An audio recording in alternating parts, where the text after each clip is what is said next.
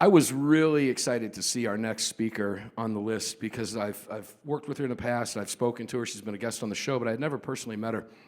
And our topic today is From Passion to Purpose, My Path to 2A Advocacy. Ava Flanell is the Vice President of Legislative Engagement for the Colorado State Shooting Association.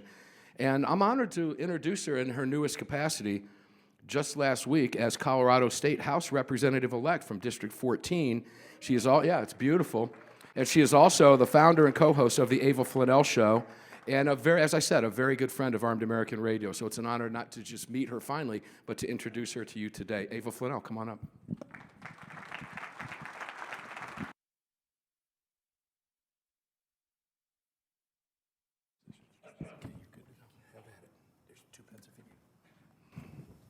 Good morning, everyone. It's an honor to be here with like-minded patriots who care so deeply about our freedoms. My name is Ava Flanell, and my journey with firearms began in 2012 when I first went shooting with my mom. She was a firearms instructor and gave me a quick lesson before I pulled the trigger. To my surprise, and everyone else's, I was a natural. Sadly, that same week, my mom passed away to a horrible accident. That moment was both the greatest, and still is, biggest heartbreak of my life and the beginning of a journey I never could have imagined. At that time, I was living in New York City, working for the New York Yankees after college. But after nearly 8 years, I returned home to be closer to family. Less than a year later, I followed in my mom's footsteps and became a firearms instructor. I opened a firearms company that I still operate to this day. Several years later, I launched a podcast to give the firearms community a voice and a platform. Over time, I added a political segment because I quickly realized how little the public understood about the relentless threats facing the Second Amendment rights. The truth hit home during my very first testimony at the Capitol in 2023. When Colorado Democrats introduced an assault weapons ban, I knew I had to act. I signed up to testify, waited nearly 10 hours just to speak for 2 minutes. What struck me most that day wasn't only the frustration of waiting, but the emptiness of the room. So few women standing in opposition. So few gun rights organizations present, and so little awareness among the public. My testimony was far from perfect, but it lit a fire in me that grows stronger each day. We defeated that bill, and the next year we defeated it again. And I kept showing up, testifying on every anti-gun bill, meeting with legislators across the aisle to educate them on why they should vote no, and sometimes they listened. Along the way, I came to understand something even larger. There's enormous disconnect between the Capitol and the people. Most citizens have no idea what happens under the Golden Dome, and if they did, they would be just as upset as I am. The realization drove me to use my platforms not just to speak, but to equip others.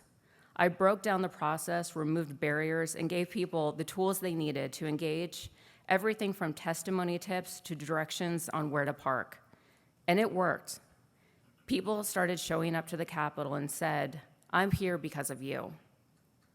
But I also came to another conclusion. With Democrats holding both the Senate majority and House supermajority, simply fighting bill to bill was not enough. We needed to change the balance of power. So in 2024, I established an independent expenditure committee, raised funds, and supported vulnerable districts. And for the first time in over a decade, Republicans gained seats in the Colorado House, breaking the Democrats' supermajority. That victory,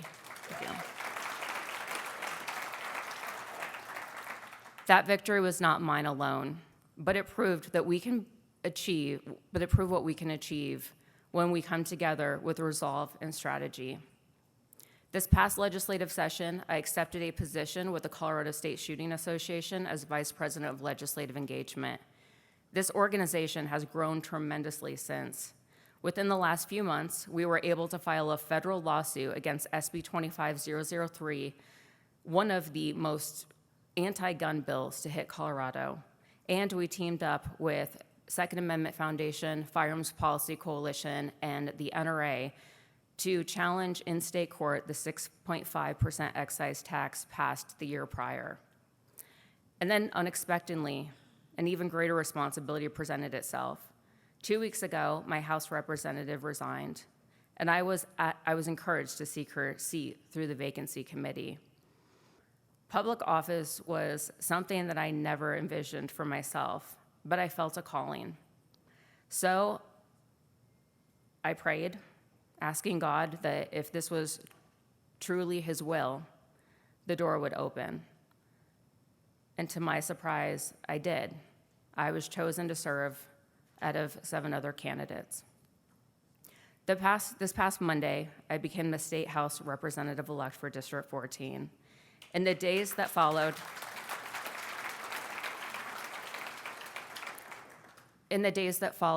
I was overwhelmed, I questioned myself, and I felt the weight of the responsibility. But as I reflected, I reminded myself of the same truth that has guided me for years. I have faced challenges before, and with faith, perseverance, and courage, I can face this one too. My mission has not changed.